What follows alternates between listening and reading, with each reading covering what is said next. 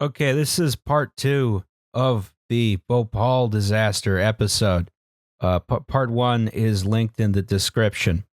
So this was recorded at the end of a day which involved 6 hours of podcasting. So if we sound a little bit loopy towards the end of the podcast, that's the reason for it. Anyway, on to the podcast. All right. So I'm gonna put some like relaxing music here, you know? Oh boy. Yeah. Put in some like relaxing Minecraft music or something. Yeah, exactly. So they had some tea, and then after tea time, all right. So the reading on the tank kept rising, right? 25 psi, 30 psi, finally topping out at 55 psi, which is as high as the gauge went, right? Off scale high. Some of the indicators on field valves indicated 100 psi and 100 degrees Celsius. Again, as far as they went, right? It is, so it's just vigorously reacting with this water. Yes, the water's gone in. Which is still being poured in. They're still pouring in the water. It's also full of metal schmoo, right? Which, yeah, of course.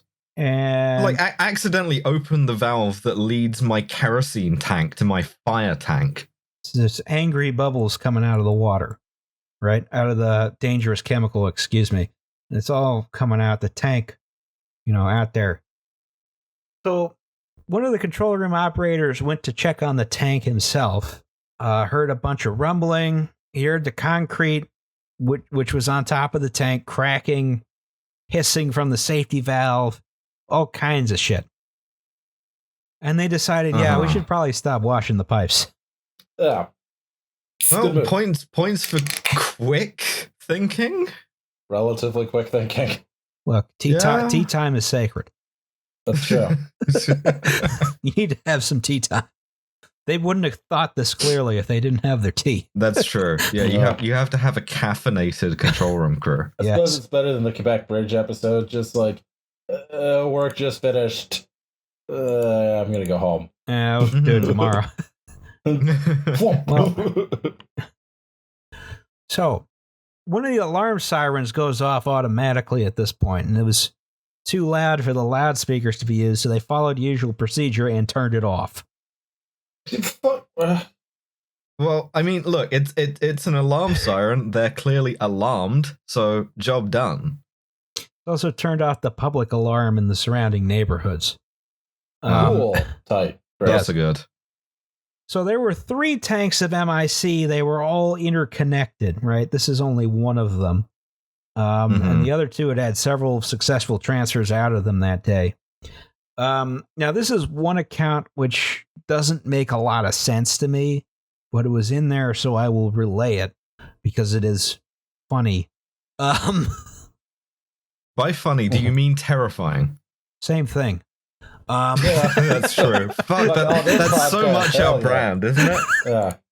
So it's gruesome and therefore amusing, and we're not respecting the dead or whatever. At 12:20 a.m., the interconnection between tank 610, which is the problem tank, and the other 2 tanks was closed, right? And according to some accounts, tank 610 immediately reared up out of its concrete housing and stood up vertically, right? And then fell right back down. No, thank you. Which somehow didn't sever any of the pipes that led to it. Wow. That's the part I don't get on it. Yeah. I don't know. Like, fuck. If you told me that, I keep coming back to Chernobyl just because of like the frame of this, of like the long lead up to it. If you told me that like a guy went into the reactor building and he saw the control rods bouncing up and down on the floor, I would be like, no, that doesn't make any sense. So I get it, but like, I don't know, man. Just imagine, stumbling into the control room, just like, you already know bad shit's happening, and then you run into that. Nope. Like, nope, tea time is indefinite now. I'm going home. Yeah, you see this tank, which you know to be full of death and It's out of the thing. That's yeah. I will say this, which is this is objectively a worse accident than Chernobyl. Oh yeah, by far. And yet, you know, this chemical is still legal in the United States. Mm-hmm. Where's this miniseries? I was about to say, yeah. All right. So at this point, workers were instructed to just evacuate the plant, right? The supervisor determines that, yes, the tank is actually leaking, and yes, it was all about to go out the turned off flare stack, right? So they decide, all right. That's your moment of horror, right? Because you can't do anything about that, right? It's just gonna go. Yes. So MIC reacts with water to create actually much less harmful products, right? Still pretty bad, but less harmful. So the idea was that they were going to try and use their firefighting equipment to just drench all the potential leak points and try and neutralize as much of this MIC as possible. At least this is my understanding. That's again relatively quick thinking after this long chain of like dumbass decisions. That's I don't know that I would have thought that quickly. I would have just been like shitting still. Yeah. Yeah, I too would just be shitting. And I mean, as much as this MIC, of course, is all reacting with water in here, obviously because it's very high pressure, the MIC, the raw product is being forced out. So you can't count on it all being harmless by the time it makes out the stack, right? Now, the thing is, their firefighting equipment was all busted. It was all fucking broken. It's all garbage. It was like working at much reduced pressure. They couldn't get all the water they needed everywhere they needed to be. They certainly couldn't get at the top of the flare stack, right? This is... And furthermore, of course, because this water that was coming in here was full of schmoo, there were additional reactions occurring, which weren't the usual MIC water reaction. Oh, good. Just a black box of like this thing that's happening. You don't know what's... This is like firefighting nightmare mode. Yeah, that's about right. So they positioned the firefighting equipment and, you know, it was running at reduced pressure. It still got a little bit of it, but, you know, it's not good. So, you know, this went out, the RVVH, it went out the pipe out here, which went into the vent gas scrubber, which of course was not working. So it went out the big pipe, right? And some of it went out the little pipe, mostly out the big pipe. And it went out the big pipe. It went straight up the flare stack and vented to atmosphere. I got a question. Raising my hand here. Yes. What time is this? Because this is still night shift. So this has to be like what, like 11? This was just after 12:20. Oh, okay. And it kept venting until 2:15. Just the times where you really want to be trying to like evacuate people. All the bad stuff happens in the middle of the night every single time. And the fucking alarms are off too, because of course they are. So these poor people just have like no fucking idea. That's the fucking scariest part to me. It's just like, assuming you basically don't get liquidated, you don't even get a fighting chance. Yeah. So, temperatures inside tank 610 were still off the charts through this entire period. Keep that in mind. The tank did stay intact, despite all of this absurd chemical reactions. Yeah, give that tank builder a medal. I was about to say, yeah. They did a fucking good job. Around 2:15 in the morning, they noticed that the MIC venting had affected the community outside the plant. All right. When you say affected... So, this is Bhopal Junction down here. I don't like that lack of an answer. This is a different train station from the one we showed earlier. It's a less interesting building. So, the plant is up here in this plot, right? Okay. Yeah. Most of this gas was vented at a height of 33 meters. It drifted south and west, right? Right through this whole populated area. Bhopal Junction was straight in the middle. A lot of close-in neighborhoods were actually spared the worst effects of the gas because it was vented high up in the atmosphere, but this Yeah. is all gases which are denser than air, so it started drifting down, right? You just do a chemical weapons attack on a city. Yeah. And, Yeah. you know, again, like all horrible disasters, it happens in the middle of the goddamn night. And the alarm had been sounded briefly in silence so they can instruct the workers. So the exact composition of this gas cloud is hotly disputed. We'll get into that later. Especially the presence of cyanide, which may or may not have been there. A lot of folks noticed the smell of gas by 11:30 in the evening. A lot of folks are waking up feeling asphyxiated by 12:45, and a lot of folks decided, all right, time to get the fuck out, right? Wise. And wait, just real quick. When you say people decided to get the fuck out, was there any direction at all? Anyone like from either the plant or like a local authority, or just like, wow, it Well, the smells alarm like went gas, off. I'm sorry, I missed that. I thought it hadn't. So, no, there was a brief alarm, which some people may have heard, some people may not have heard, right? And it was shut off so that, you know, they could direct workers at the plant. And the alarm went off fairly frequently. So people had been accustomed to not meaning anything. But what I was asking, so people basically felt sick on their own accord, decided to leave. Is that right? Yes. Did I understand that right?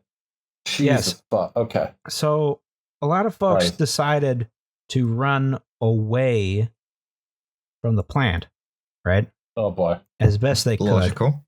Yeah. The thing is, the gas cloud was also moving away from the plant. Cannot catch a fucking break. So the one thing I remember from like I spoke to a CBRN guy who was doing a talk about chemical weapons attacks and why they're so rare and why they don't kill a lot of people. And the only piece of advice he had there is that you'll probably be fine. Just like go the direction into the wind, right? And so you're not like following the thing. But like, who the fuck knows that? I didn't know that. Yeah. No, and then can you imagine like that happening? It's 12:45 a.m. Yeah. And you have to think, you can't breathe. Right, hey, I have to figure out where the wind is. Like even like, and assuming like a city is relatively well lit at night, at least parts of it. Like I don't know, obviously everything, but like, can you fucking imagine being like, oh yeah, now we've got to walk in the direction of the wind where the thing that's literally choking me to death is coming from?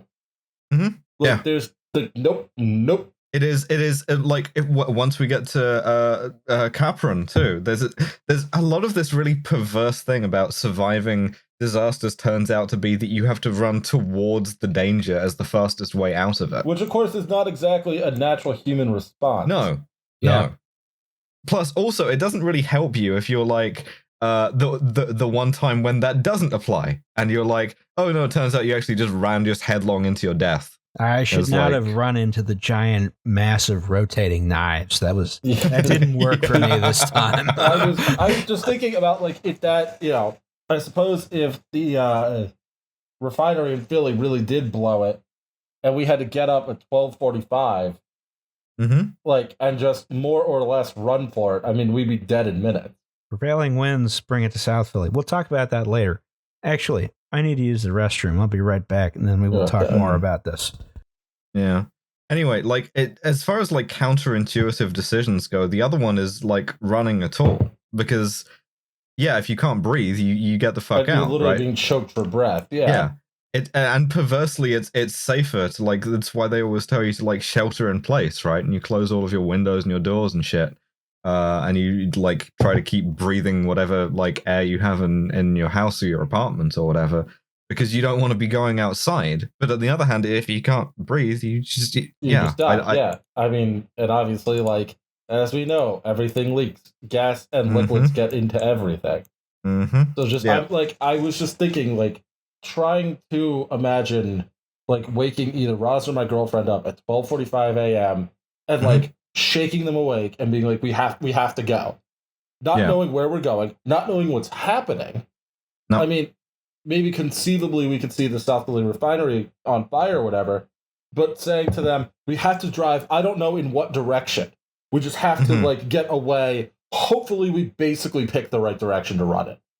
Yeah, Like absolutely. that's so the thing that gets me about Bhopal and the thing that really got me about Chernobyl and a couple of these other disasters, we've done is just the sheer fucking callousness of it.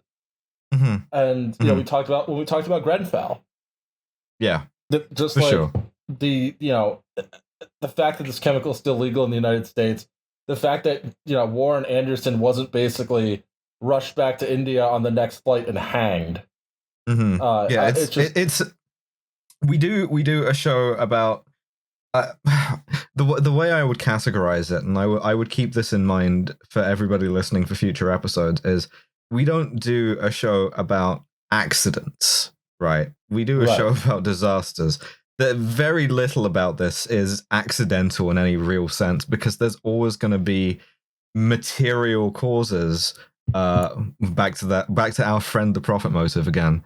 And so, on the one hand, some of this stuff just seems like bad luck, but on the other hand, it's a consequence of very active, very conscious decisions being made by people who will never ever feel consequences. Yeah, exactly. And I think that's a thing that I think we do try to hammer home for, especially people who don't think we take this shit seriously. Like I think there's a genuine anger, even at this shit being categorized as an accident. Like, yes, in the most like basic sense, I suppose it was, but that framing, especially with all the kind of whatever neo-colonialism around it, is fucking. You're treating these people like subhuman. Don't fucking do that. Like, this is a city the size of Philly. Yeah, the board of Union Carbide didn't like sneak in there with a burglar mask and a wrench and like open any of the valves, but morally they may as well have done. Although we will get there. Yes, yeah. And I feel like that's becoming more and more explicit as the show kind of like finds its feet, and we find our like consistent voice or whatever. Is like it's not a mysterious act of God's love, if you like, and it's insulting to claim it as one, and that's why we're all so angry. The people built a fucking shitty chemical plant. Like, that's just what it is. Yeah. It was built poorly. There were procedures that should have been followed, even if you're in a country other than the United States. Right. It just shows such a blatant disregard. And I think one of the things that like I kind of talk about sometimes in my personal life, with like people who don't get along or whatever, it's like sometimes shit is no one's fault. And I understand that it's like a very human thing to find blame and to find rationale for things. And that's not always possible. But in all of these things, it's very possible. It's okay. And you should be angry at people who treat, a country like India, or especially like the entire continent of Africa, as basically a dumping ground. Like, you should be pissed off about that. Yeah. The fact that it has, I'm gonna do the good Marxist thing again and say that the fact that individuals may not be strictly relevant and that it has material causes doesn't absolve you from being fucking furious at those individuals, right? Because they're still they're fine, you can still be real fucking mad at Warren Anderson, who died peacefully in his home. Like, yes. You should be fucking mad about that. Yeah. You should be mad about the United States just straight up not giving a shit about 50,000 plus people dying or being sick because it just didn't happen here. Like, that's yeah. So, all right. Back to the comedy. Comedy, tragedy, what's the difference? All right. So, a lot of folks who ran away from the gas cloud ran with the gas cloud. They inhaled more of the gas and died. Keeled over in the street. Yeah, Liam and I were talking about this, and we talked about like the impossibility of the quote unquote smart option, which is to either shelter in place or try to like run into the wind direction. Is like, how the fuck do you do either of those things? Yeah, the thing you wanted to do, which of course no one knew to do, was put a wet cloth over your face. And those few people who knew that was what to do fared pretty good. If you sheltered in place, you were usually better off than the folks who fled on foot. A lot of people fled in vehicles too. Well, not a lot of people. Like, I think I read like 5% of people fled in vehicles. They were mostly fine. Yeah. But like that, but that's so basic. That's kind of what I was talking about. You can say as Union Carbide, like, hey, we don't think anything's ever going to go wrong. But like, if it does, put a wet cloth over your face. Like, we'll deal with it. Shit happens. Mhm. Not even being able to do that. Not even to being able to have the most base of humanity to say, here's a way to give yourself slightly better odds. Well, the thing is, Liam, that costs money, and they have a duty to their shareholders. That's like printing some pamphlets and shit. Printing pamphlets costs money, and they have a duty to their shareholders to maximize their return. The state of Delaware was a fucking... We should burn it to the ground. There's 73 chemical plants like right around me right now, not including like Atlantic Refining. Excuse me, Sunoco. Excuse me, Philadelphia Energy Solutions. And burn Houston too, and see how they like it. I've never received a single pamphlet saying what I should do in case I don't know. Let's say a hydrogen fluoride tank explodes. Literally, the common factor between all three hosts of this show is that we all live across the street from extremely dangerous heavy industry. Yes, and a laundromat. Computerized. It is computerized. They sell cigar. They never put an S on that side, so it just says cigar. And I always like the idea that they do stock one single cigar.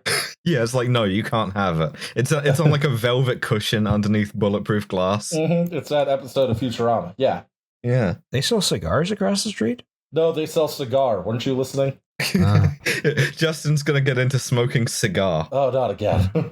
Oh my god. The issue is like when I smoke a cigar, like it feels great when I'm doing it, and then like the next day I get this like residual tobacco in my mouth for the rest of the day. I'm like, this is garbage. I don't want to do this. That's me with vaping, right? As I get the vaping lung thing where like I feel like my lungs have been coated in like popcorn grease for the next week. The same thing with cigarettes. Like, I just can't. I don't understand how people get addicted to them because it's like when I have one, I never want to have another one. Hey, it makes your head spin in a fun way. Cool, duh. Yeah, don't you want to be cool? I've never been cool. I quit smoking because A, it's insanely expensive, and B, it just made me a massive bitch to everyone I came into contact with because like it was like it has been a minute and a half since I smoked a cigarette, and now I'm going to be the world's biggest cunt. You could become a Red Scare host. Yeah, that's right. Yeah. Anyway, let's deal with morbid reality. All right. Do we have to? I was enjoying distracting us and getting us off topic by talking about. Let's go. Morbid reality. All right, fine. Let's keep desensitizing ourselves. So most of so folks who were running away from the gas were actually inhaling more gas. People 5 kilometers away were feeling the influence of MIC, which causes your eyes to water and a whole bunch of other garbage. But if you're far enough away, it's just like tear gas, right? Now, lots of cows in the area because this was a little bit more rural at the time. Lots of people's livestock just started to keel over by 1:45 in the morning. Just like cow tipping, but like it kills the cows, right? Union you Carbide. Could just say 1:45. 1:45 what?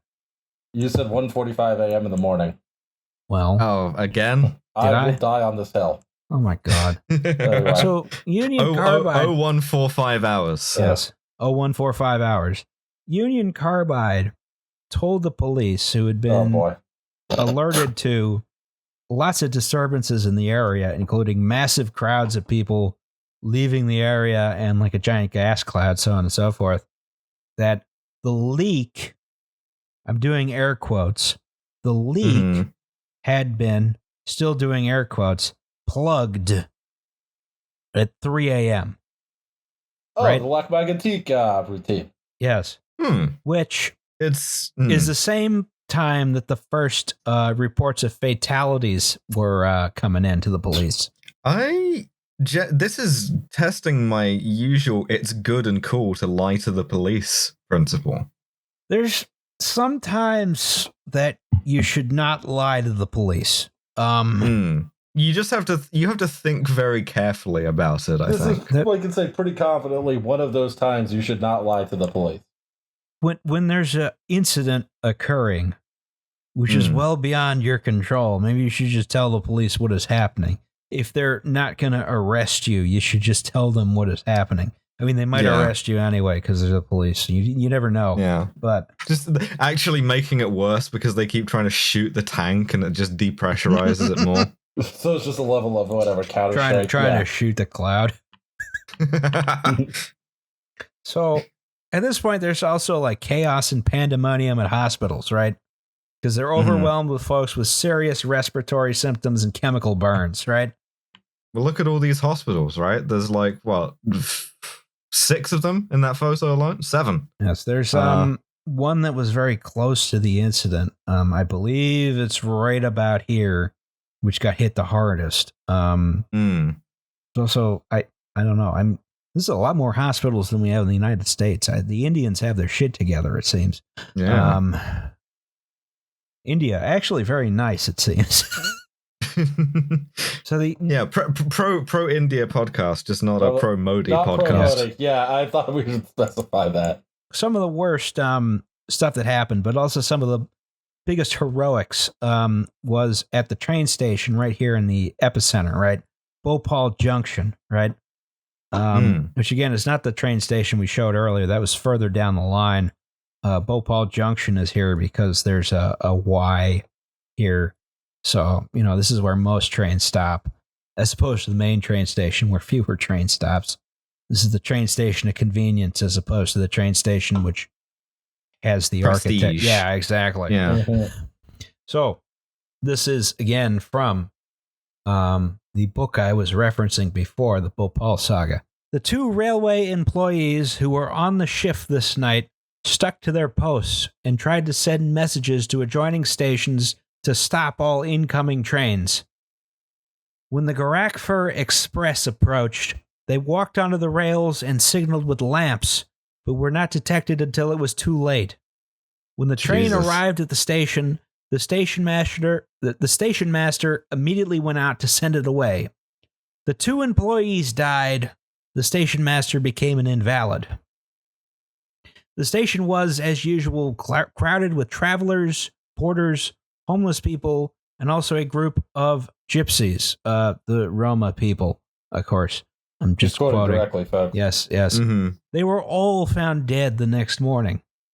Jesus. And there were a lot of pilgrims in town for... Alice, you may have to help me here. Ijtima. Okay. Yeah, it's like an Indian Muslim thing. It's like a gigantic conference, and it's once again cannot catch a fucking break, right? It's just everything lines up to make this as bad as possible. So around imagine sending that train on when you're like, yeah, I mean, that's probably the closest thing to a route out, and you're like, no, I'm actually gonna stay. The thing is, I know a lot of ways to signal a train to stop, right? Which is just wave anything red. How do you signal a train to keep going? I hope you have a lot of green lamps. Yeah. I very rarely at this point tear up or cry when we record these, but I just did. So in case anyone's worried, it's again the idea. I think it not to get too bogged down here, but when we talk about the kind of like healthcare heroes and stuff like that, it's like it's important to recognize like the decency of humanity, but I think it's also people kind of get buried in that. They want to, we always want to talk about the nobility of people, but you have to also remember like these people never stood a fucking chance. Oh no, none of them. No, it's. And like, I think also the other thing about the heroics is that it has a way of erasing how miserable it is. And like, there's no getting, like, these guys who were currently eulogizing did die, right? anything else going on for them, and they died miserably suffering. And the fact that they did so in order to save a bunch more lives makes that very, very laudable. But I don't think we should let that overshadow the suffering that they were caused in doing so by a bunch of Americans in suits. Yes, in Danbury, Connecticut. Uh-huh. Miserable place. Also burned Connecticut to the ground. Ugh. Oh, God. All right, so around 6 a.m. the next morning, police vans with mounted loudspeakers, excuse me. It's been a long day. Yeah. It's been a long day, and this one's been emotional, too. They started announcing in, whatever the... Is the whatever the language is. There's a bunch of them. Hindi's the lingua but franca, but there's like a couple of hundred languages, yeah. The unfortunate thing I did later in the show is I tried using Indian numbers, which is going to be confusing. Oh, boy. Anyway, so they started announcing something had gone wrong somewhere. Everything is normal now. Citizens are requested to return to their homes. Cool. That's almost parody. Yeah. Yeah. Everything's fine. Everything's fine. Everyone who's dead is already dead. Sure. Yeah, I mean, once again, not to make this hack-ass observation that I want to do every time that's like, oh, this is Chernobyl, the Soviet Union, casual disregard for human life, but like to be like, everything's fine. You're just driving the truck around over like heaps of bodies and stuff. Casual disregard from human life is very much a capitalist thing. Yeah. Official relief efforts did not get underway until later that morning. We have to have tea time first. Okay. Well, you need some caffeine. Just a minuscule amount of caffeine because it's tea. just like walking to the temporary mortuary with a "Don't even talk to me until I've had my tea" mug. Drink some fucking coffee like an adult. Yeah, exactly. Yeah. Anyway, co-side. Get some fucking coffee. Anyway, so you wouldn't need tea time if you just drank fucking coffee. Get a 24-ounce fucking Wawa coffee, and you will be able to handle the disaster. Anyway, we all cope in different ways. When the morning light came, the extent of the disaster was obvious. In areas around the factory, every goat, cat, dog, cow, and buffalo had died. Outside and inside the houses, dead human bodies were lying. Only the birds and rats did not die. In a few days, all the leaves of the trees fell off and the grass became yellow. The day after the dying, several thousand Bhopal residents tried to storm the factory. Plant officials and police guarding the plant only succeeded in turning the crowd away by telling them that another poisonous gas leak was in progress. That's cynical. That's fucked.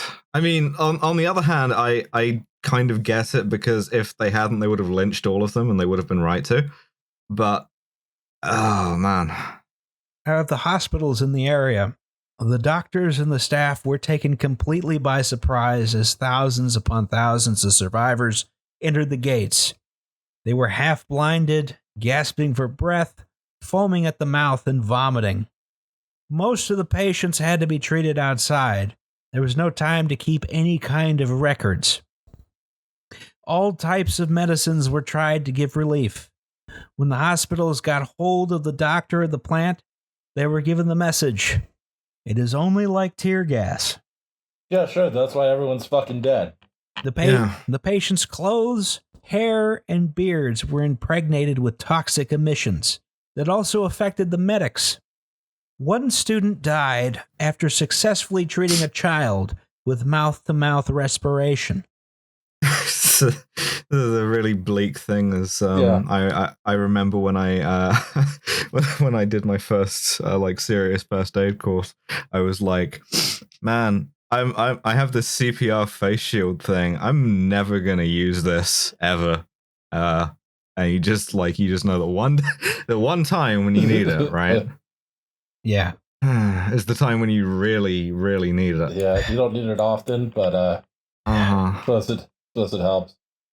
It's just like not even to make this all about today coronavirus whatever, but it's just the flu, whatever bullshit. New York has 20,000 more deaths than they normally do. There's a story about a doctor in New York who worked at Columbia who like killed herself the other day. Yeah, and it's just we keep talking, like I said, about these healthcare heroes or whatever, and I think in a way it strips people of their humanity because it forces suffering into these neat little boxes, and it forces like these people to just kind of become these faceless orbs that just do good or do bad. And I think like we should talk about the decency and humanity in people, but like in a way that recognizes their lack of agency, right? I the one thing I think about is NHS trusts in the UK. One of the things that they're doing as kind of a psychological measure is you set a room aside where your medical staff can come off of the ward and just fucking punch walls and scream at stuff for a while, and then go back to work. And I feel like that's I don't even have like the word that comes to mind is insulting. Because like it's insulting, but like I think sounds like having a therapy dog. Yeah, and that's exactly right. It's like, we know you're drowning and you can't, keep your head above water. But look at all these, look at all these dogs we brought for you to cuddle, like during finals week or something. And it's like, go fuck yourselves. I think it's just like they just set aside a room where you can like have a breakdown. And like I'm sure it is helpful, right? The reason why I bring it up isn't even that it's insulting, I don't think. It's that I think that it reflects, like, if you're a hero, you're just kind of stoically bearing through this, and that, like, I think it's not. That's not realistic. That's not how people act. I think people can act heroically and be like, yeah, this is fucking shit. This is the worst time in my life. I hate every second of this, and you still do the thing. I really hate this idea that like you're this kind of like you're this aloof kind of exactly, and you're just grinning and bearing it instead of like, no, this is a horrible thing that is happening. The fucking Blue Angels flyover we had today, which by the way, now that's insulting. We couldn't even see. Well, we already paid for the flight time. Shut up. Like, we couldn't even see. My favorite, my friend of the show, Matt Lubchansky, they had a tweet that was like, the only time I'm going outside is I'm going out onto my balcony to flip off the Blue Angels. Yeah. Yep. It's just like, well, the flight time's paid for, blah, blah, blah, blah, blah. It's like, yeah, that's not the fucking point.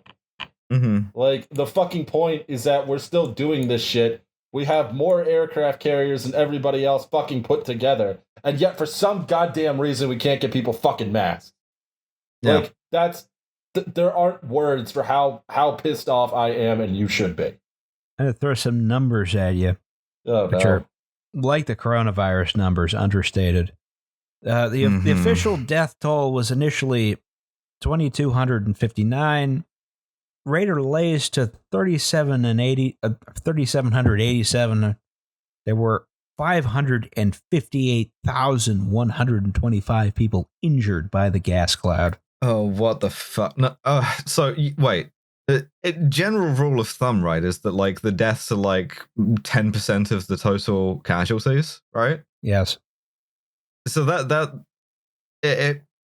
3,787 dead and 500,000 injured. So some estimates of the initial deaths are much higher, up to 16,000 or so. There were also 3,900 people severely and permanently disabled. Yeah. And again, the death toll of 16,000 is probably still too low. Because again, this is India in the 1980s. It's not like everyone was by their own admission, they could not keep up with the paperwork. Yeah. As much as this is a relatively developed country, it's not like It's a developed country that's been immediately overwhelmed and Yes. also was in a period of like unprecedented growth at this point. Yes. You don't get everyone. I mean, we don't get everyone in the United States with, No, we certainly anything, don't yeah. in Britain. Yeah. We don't, Yeah. You never get everyone on these things, and this is just an absurd mass casualty event, which is completely unprecedented. Right. So, talk about the aftermath. Now, we're looking at the ruins of the factory. One of the things you may notice about the ruins of the factory is that there are ruins of the factory, right? Yeah, they're still there. It doesn't even look like there's a fence or anything. Well, usually parts of these chemical plants are resaleable. You know, you can relocate them to a new location. You can, rebuild them. Because these processing units are very valuable. They're very expensive. They're very complicated. You can to turn build. the rest of the thing into condos that are called something like the apartments at. Yeah, you just take out all the process the equipment. lofts. It's got to be the lofts at. One of the things about the Bhopal plant is all these things are so badly constructed they couldn't resell them. Good. Not good, genuinely, so they're but all just still fuck there. Union Carbide. Just fuck Union Carbide. They're just like the fact that it's like uneconomic to like take it apart is probably the most heartbreaking thing. Like imagine you got to live there and you got to see that shit. I believe the actual flare stack, I believe, was attached to this scaffold here, right? That's the one thing I could not get a picture of, unfortunately, because I couldn't find it. So here's the thing: Union Carbide, of course, is a responsible public corporation, right? Mm-hmm. Who's it responsible to? The shareholders? Yes. Yep. Maximum return on investments. I love what I'm right. Yeah. So the first act is to limit the company's liability, right? Yeah. Why am I trying to get a law degree again? So they have a pretty bold legal defense. Number one, that plant is not ours. It's Union Carbide India Limited, not Union Carbide. Which was majority owned by who? Union Carbide. Yeah. Okay. which shares a name with irrelevant. Yeah. Right. Check this out. Check this out. Train good. Union Carbide. Huh? A little bit of like lightening the mood a little bit. Yes. Yeah. Sure. Why the hell not? Number two, if it is our plant, we didn't do it. It was sabotaged by radical Sikhs. Oh yes, of course. Those radical Sikhs. Radical Sikhs. I mean, this is about in time for the her bodyguards to have murdered Indira Gandhi, but like that was because she literally had a tank drive through the front door of the Golden Temple in Amritsar. That's not why would I've never met a Sikh who wasn't like the nicest person I've ever met. Yeah. Well, Indira Gandhi did, but she kind of had it coming. Yeah. Probably don't. Like, if somebody ran through the synagogue with a truck, I wouldn't be too mad if that person were instantly killed. Yeah, in Minecraft. Oh, God. It's a hypothetical. It's fine. Whatever. Number three is, if we did it, it wasn't that bad, because MIC, it's basically tear gas, right? This is Donald Trump defense. Yeah, the like staged fallback lines are what really fuck me here. Is like it is so it's not even like a limiting liability in just in a legal sense. It is limiting liability in a purely financial sense. It is if we can stymie this at the earliest opportunity, great. If not, then the next thing. If not, then the next thing. And each one of those is designed to try to limit the amount you pay. Number four, if it was that bad, it was someone else's fault. You know, that incompetent Indian medical system, right? Yeah, I mean, a competent medical system is totally prepared for 3,000 people to show up with foaming at the mouth and dropping dead. Yeah. Number five, if it was our fault, we can outspend and outlive you. And they were right. Yes, that's the thing that gets me. They were right. So this was coupled with a widespread and expansive PR campaign showing how Union Carbide was being a good corporate steward, assisting in cleanup and relief efforts, paying compensation, blah, blah, blah. Union Carbide never admitted culpability in any court, and this defense strategy worked extremely well. Multiple civil and criminal lawsuits have been filed against Union Carbide and its CEO, Warren Anderson, over the past few decades, as late as 2012, right? Mm-hmm. All of them had been dismissed in U.S. court, right? Mm-hmm. Numerous and repeated extradition requests were refused, etc. Yeah. And while Union Carbide, the company, started to fall apart, right? It was eventually absorbed into Dow Chemical. Warren Anderson himself lived on and died a free man in 2014, right? Mm-hmm. Mm-hmm. Actual legal proceedings happened in Indian courts in India, of course, because that's where the Indian courts are. And the government of rapidly industrializing India passed the Bhopal Gas Leak Act in March 1985, which authorized it itself to represent the victims in court, right? The government... Are you suggesting that a government might be acting corruptly? There's no conflicts of interest here. None whatsoever. There's no way. I mean, yeah. Imagine you get that letter and you're like, yeah, cool. The government's gonna take over my case and like they're gonna represent me as a citizen. And then the government is just like, I'm from the government and I'm here to help. Sorry for being a Reaganite there for a second. So there were also a few efforts from Union Carbide to muddy the waters, right? Okay. So to speak. So let's start with, I think, the less dumb one, which is the cyanide controversy, right? Mm-hmm. This is something which is very hotly debated.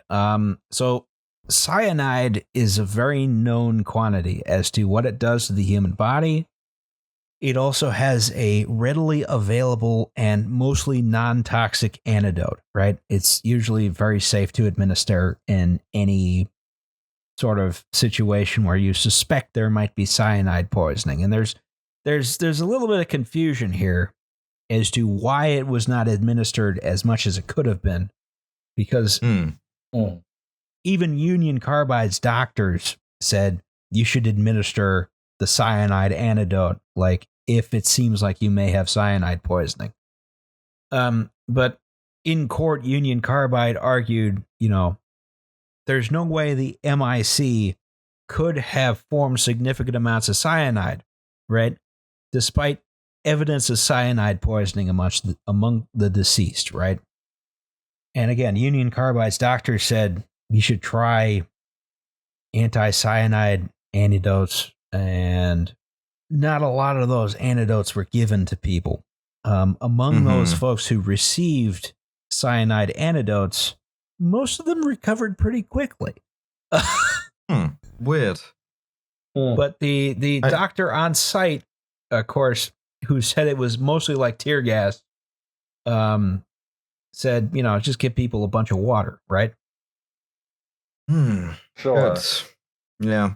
This is such a legalistic argument to be like, oh, the presence or the absence of these particular molecules in the gas cloud coming from my plant, which is causing people to die. That's very relevant to my liability, whether or not this carbon is attached to this hydrogen in this way. Well, as I understood it, there was a big legal argument where Union Carbide insisted there was no way that this tank full of MIC reacting with excess water and various oxidized metal schmoo, there was no way it could ever have exceeded 250 degrees Celsius where cyanide would be produced, right? Despite the fact that this was off-scale pressure and temperature on every single gauge in the plant. Right. Yeah. I mean, my answer to that is, Motion for the respondent to crack open a vial of that shit in the courtroom if it's so Drink safe. it. Yeah, drink it. I was about to say, yeah. So I really appreciated that farmer, I think in Nebraska, after, fracking is safe, came to a hearing and had a bit of groundwater. And was just like, all right, you drink it. Like, drink it, coward. And I was just like, I love you. my favorite legal motion is still motion for prosecutor to spend the night in the jail if he thinks it's so safe. God. All right. So the cyanide controversy is very, very stupid because, who care? I guess Union Carbide would have more liability if it could be conclusively confirmed that cyanide was in the cloud. Sure, but it's immoral to ask people to even make that determination in order to get some kind of justice for it. And again, there were a lot of signs amongst the deceased of cyanide poisoning. The cherry red viscera being one of them. Oh, cool. Yeah. Not going to be thinking about that for a while. Oh, boy. Well, you signed up for this. I did. Yeah. Actually, I signed you up for this. Yes. So, in addition to the cyanide controversy, there's definitely no cyanide in the cloud of chemical gases which reacted violently with various other chemicals that we don't know what they are, which all contain the components of cyanide. There was also the sabotage theory that Union Carbide put forth, right? Radical Sikhs. Hate those radical Sikhs. I was about to say, radical Sikhs. They're always carrying knives around, Which I respect highly. I kind of want to, it makes me want to be a Sikh. Seems like a dope fucking religion. Yeah. I kind of love that this happened before you could use Muslims for this, and so they just picked the even dumber option of Sikhs. It's the turban guys. The turban guys did it. Not us. Nice innocent Union Carbide. So they said someone, possibly a radical Sikh, they later changed their stories to a disgruntled worker, had deliberately sabotaged the plant, right? And their theory was that they had introduced water into the MIC tank via a missing pressure gauge, right? Because so you're telling me that history's greatest chemical terrorist just showed up to work one day. Yeah. And did exactly the right thing in exactly the right place to just kill. Full well, apparently, exactly what he was doing the whole time, which seems totally plausible to me. I don't think there's any reason to investigate this any further, frankly. I imagine most of the workers on the ground knew that the extent of how bad the safety procedures were, but also this is a method of sabotage which is highly risky to your own life and limb. And number two, would only put the non-functioning tank out of service. Yeah. I mean, the fact that it's it would kill you too, that's not necessarily a determinant. Ask me about my plan to throw hands with the reanimated soul of Andreas Lubitz sometime. But the fact that it could have been worse is a big one for me. There's a lot of reasons why there's a lot of holes in this theory. Not just that it would put your own life and limb at risk if you're the saboteur. Why would you sabotage the broken tank as opposed to one of the working tanks? One of the main issues is the water hoses didn't fit the broken pressure gauge. You can't actually put the water in that way without holding it there for hours. Yeah, it's just a guy just standing there looking at his watch, just filling it up with a hose the whole time. Yeah, and he even skipped the tea break. That's when he did it. It's the perfect crime. This is this turns into an Agatha Christie locked room mystery. The lights go out, we hear a gunshot, and then there's just a guy just with a hose. So Union Carbide was forced to recant this theory in court. But if you go on their PR website, which is somehow still up, still active, www.bhopal.com, No. which Oh, makes boy. me feel sorry for the city that they couldn't get that for their municipal Right? website. Fucking imagine that. Like,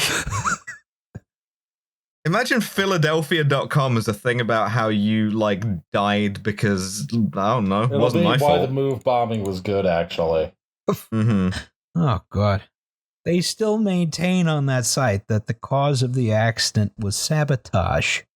This is according to a report on that site, which I didn't look at because I don't believe it. Just out of hand. I'm on the website, and it's fucking bad. Responsible Care is a registered service mark at the American Chemistry Council, Inc. We're going to get to that. Oh, yeah. Yeah. A great deal has been written and or broadcast about the tragedy in the ensuing years. Some of it factual, but much of it inaccurate or misleading. I need another drink. I'll be right back. Because the government closed off the site for many and all operations following the gas release, the UCIL, notice how they don't use Union Carbide, was only able to undertake cleanup work in the years just prior to the UCC sale of its stock in 1994, and spent some $2 million on that effort. Wow, how fucking noble. Mm-hmm. I'm so angry. Congratulations for kind of paying to fix your mistake. Maybe you shouldn't have been so fucking negligent in the first place. I hate this just like, well, you know, sometimes accidents happen and that's just the way it is. It's like, no. Sometimes you just don't fucking care about people, and then a whole bunch of people die, and you're held legally liable, and then you think, wow, I would sure love to shimmy my way out of this one. That's what you fucking did. Like, just at least admit it. I'm well. You can't admit it because if you admit it, then you have to pay people, and that's an externality. Oh, yeah, exactly. God forbid. The shareholders will be mad. Yeah. Another thing. This is funny. It was only mentioned as an aside. Was that one of Union Carbide's first offenses was that their Institute, West Virginia plant, right, had the same design and safety features as the Bhopal plant, right? And this is why it had to be operator incompetence. Well, if it's so bad, then how come this one hasn't killed a bunch of people, huh? You got to pay a lot of money for lawyering that good. I'm sorry. I love the idea of just like, as gruesome and cynical as it is, that like Union Carbide lawyer, hopefully in like a top hat made out of bald eagle and like children's tears, just coming into court, smoking a cigar and being like, well, it has happened, you know, if you're so smart. Yeah, look at all these West Virginians. They're alive. Oh, unless they get black lung disease, but that's not our fault. Hey, we did our shitty thing where we killed a bunch of people in West Virginia already. West Virginia is the United States' own internal colony. But the thing is that the Institute West Virginia plant is, of course, upwind of Charleston, West Virginia, the largest city in West Virginia, and also capital, I think. Yes, I believe so. So what happened when they mentioned this in court and it was reported was that there were massive protests to get the Institute West Virginia plant shut down once they mentioned it. It's like, no, we're not going to do this again because, of course, Institute West Virginia is upwind of Charleston. Oh, that rules. So they had to recant their testimony in Indian court to say that, oh no, actually the safety procedures at Bhopal were a lot worse. Sorry. The worst part is that you know that they only did that after doing an analysis and figuring out that would cost them less than shutting down the Institute plant in order to prove a point. Oh God. And Institute is called Institute because West Virginia State is right here. That's what this green patch is. I said that. Well, I'm highlighting it. Oh my God. We've been here. We have. I know. Yeah, we have. We went to Vicapalooza on I-64. My favorite thing about Vicapalooza, and here's a hopefully lighthearted bit. So we rented a Ford Fusion hybrid, which was great downhill. And by great, I mean terrifying. Because uphill, it sounded constantly like it wanted to die. It was just, it hated it. It couldn't produce any power. The guy right ahead of us lost a tire on his trailer, which was super tight, like less than an hour into the drive. And so I had to heroically swerve to avoid him. You're welcome for not dying, Roz. But on the way down in the West Virginia hills, I constantly was like, we're going to hit VMAX in this Enterprise Ford Fusion. 5% grade next 5 miles. Yep. 64 is a hell Why of have a you just highway. drawn a giant dick and balls on Charleston there, by the way? Because West Virginia is a big dick state. All right. So, they had to admit that the Institute plant was designed much more safely, right? So, anyway. So this is a picture from 2006. You'll notice you want Osama, give us Anderson. Yeah. Please not me, though. Why? My last name is Anderson. No. I mean, why is Osama in Osama India? Was in India in 2006. Why did you think Osama was in India? It's either India or Pakistan. It turned out to be Pakistan. Services sometimes technically correct, yes, are not great. Yeah, look, at this point, Osama is living in Pakistan's equivalent of West Point and just watching Whitney Houston videos and Bible Black on CD. That's true, by the way. He had Bible Black on his computer. Good for him. Osama had a lot of weird stuff on his computer. Oh yeah, they won't release 100%. The porn. That's one of the things that really annoys me is that they won't release the porn. Come on now, give us Osama's porn collection. Isn't there I thought there was a list of what the porn was, but they won't release the porn. Because I thought it was a whole bunch of hentai. I'm gonna look. Yeah, although they weren't sure whether it was his hentai. Oh no, I'm just holding this hentai. It's not my hentai. I've never seen this hentai before in my life. No. CIA to release huge cache of classified Osama bin Laden files except his pornography stash. Look, I paid taxes, right? So you heard it here, folks. The only thing which is actually protected by copyright is pornography. Yeah, honestly, this is if we ever get around to making the CIA episode, I'm gonna put that in. We're not. Somebody tried to FOIA bin Laden's porn, and the CIA outflanked them because it would be illegal for them to mail obscene matter to them. We're gonna release all the bonus episodes on OnlyFans from here on out. All right. So anyway, this picture is from 2006. Again, when they thought Osama bin Laden was in India, right? So a lot of the lawsuits worked their way through Indian courts, again, with the government representing the victims, right? So only in the best of faith, I'm sure. The Indian government, which had no conflicts of interest, didn't want too high of a settlement, right? They wanted to signal that India was open for business, right? No, for fuck's sake. So they thought something on the order of $3.3 billion was about right. No, okay. Union Carbide offered $350 million. Jesus. So, to their credit, the Indian government rejected that offer. The Indian Supreme Court said, y'all need to meet on a fresh plane, right? Which they did. And the Indian government accepted their offer with interest in 1989, which gave them a total settlement of $470 million. Well, that's bleak as fuck. Mm-hmm. Yes. Still don't know with any kind of certainty what the death toll is. No. So, okay. I'm going to talk about Indian numbers because we should all know what Indian numbers are because they have a weird number system, which is kind of fun. All right, so relatives of the deceased received between 1 lakh rupees to 3 lakh rupees, right? That's about $1,300 to $4,000 US dollars. A lakh is $100,000, which is the other big number is a crore, which is 10 million, right?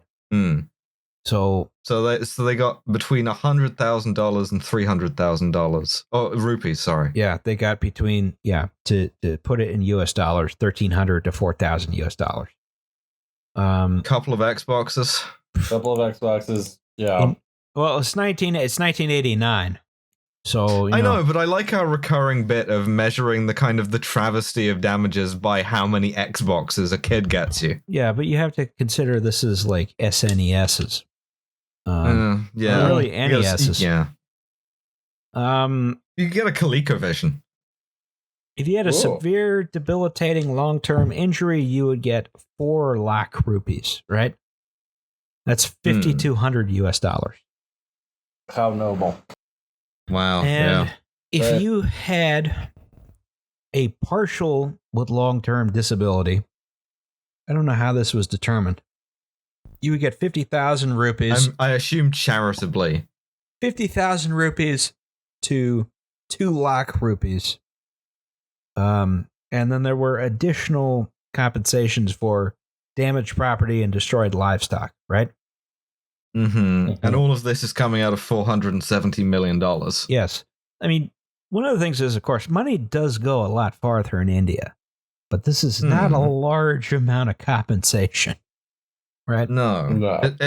Especially for a lifelong, bereavement for one thing, or just absolutely catastrophic injuries. Yes. Now, Warren Anderson, CEO of Union Carbide, he did visit Bhopal shortly after the disaster.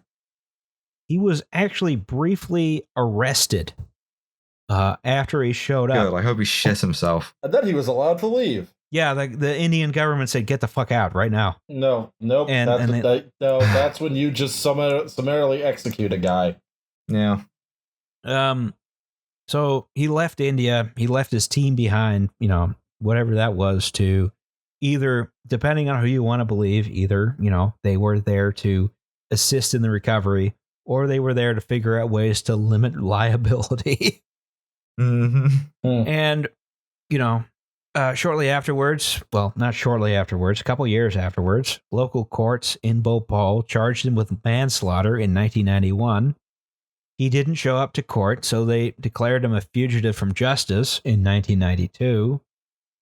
And they called for extradition in 1993. Obviously, he was not extradited. Yeah. How sad and pathetic is it that you can be like the closest thing to a bright spot in this is like, well, he got arrested once, and I hope it put the fear of God into him. Yeah, just for a couple days. Yeah. Yeah. So residents of Bhopal, especially the victims, continue to protest Dow Chemical to this day, because Union Carbide was absorbed into Dow Chemical. Apart from some of the brands that were spun off, I believe Union Carbide India is now Everready Industries India, and they mostly do batteries. But they hold Dow Chemical responsible because they handle most of the chemical operations that Union Carbide India did. And they demand justice from Dow Chemical. Dow Chemical accepts absolutely zero blame for what happened, because it's not us. Except for that one time that they did, which is, are you going to tell that story afterwards, or should I do it now? You should do it now, because I didn't write it down. I think I know what you're talking about. So we make fun of adbusters and such as being like kind of cringe, but like one of the things that they did was they blagged a fake guest onto BBC News claiming to be a Dow Chemical executive, and he announced that Dow was unilaterally apologizing and offering like some large number of billions in compensation. And it wasn't real, of course, but the as like a protest to draw attention to Dow not doing that. God. Great. Yeah. We're going to get assassinated the next time we go to State Line Liquors. Because it's right across from the Dow Chemical. It's right across from the Dow Chemical plant. Just a guy on top of a gasometer with a sniper rifle. We will be going through Maryland. We'll take the long way if we have to. God. Okay, so So Dow Chemical is not interested in paying any kind of reparations. The people of Bhopal again are doing what they can. And it's a long struggle. Yeah, but they got away with it, right? Like the dude in question, the CEO, he died. So it's like the Indian courts did charge and prosecute several of the operators of the plant. Yeah. Oh, good, I guess. Yeah. But like, oh god, in terms of making the consequences fit the actual crime, let the punishment fit the crime.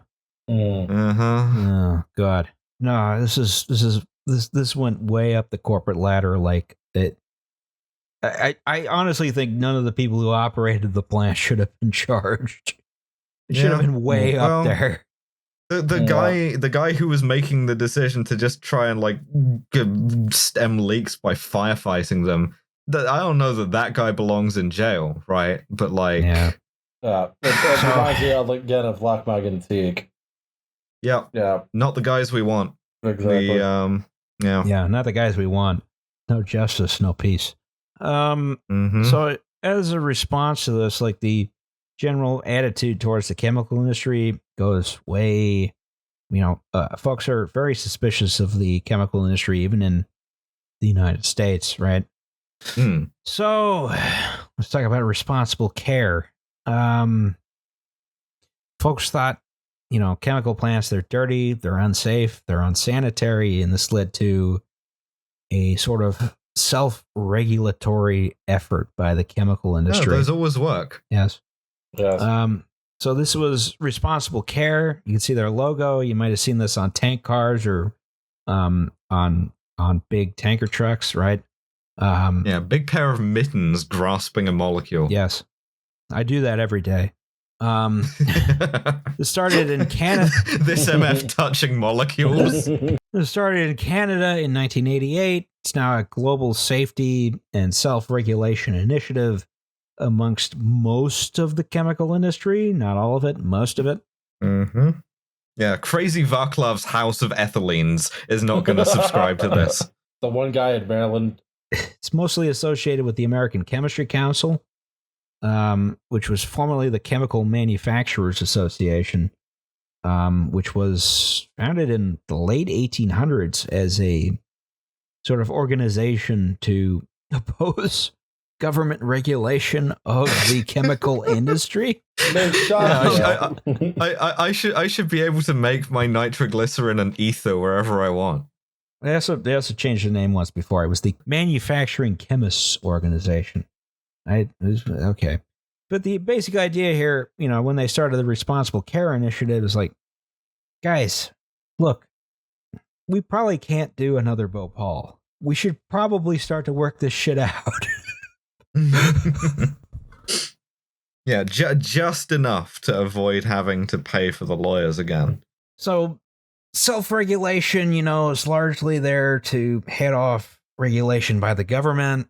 I will say responsible care has resulted in much safer chemical processes and, generally like worker safety at chemical plants around the world because it's a global effort at this point.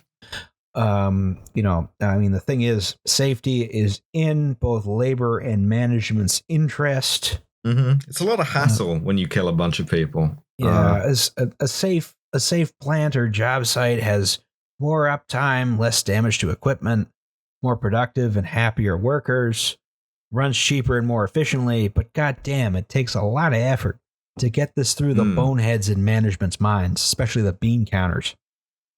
Yeah. Also, my dad works for the American Chemistry Council, so I can't be too critical of them. That's fine. We can do it. Their logo looks like dog shit. Yeah, that's we full disclosure, conflict of interest. Sorry. I also got to do my full disclosure. I actually do not know this for certain, but based on my Ancestry.com research and some kind of anecdotal stuff, I believe that I am related to Warren Anderson, although it would be something like 4th or 5th cousin.